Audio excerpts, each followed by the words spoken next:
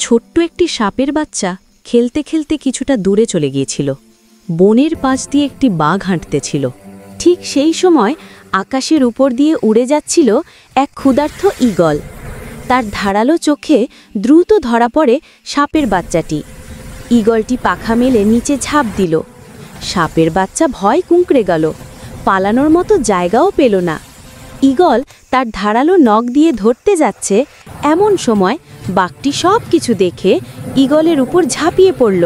এমন গর্জনে জঙ্গল যেন কেঁপে উঠল।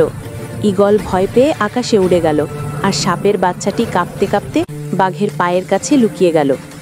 বাঘটি নরম গলায় সাপের বাচ্চাকে সান্ত্বনা দিল। তারপর তাকে আলতো করে মুখে ধরে নিরাপদ জায়গায় পৌঁছে দিল। সাপের মা দূর থেকে সব দেখে চোখ ভিজিয়ে ফেলেছিল। তারা বাঘকে সম্মান জানিয়ে মাথা নিচু করল।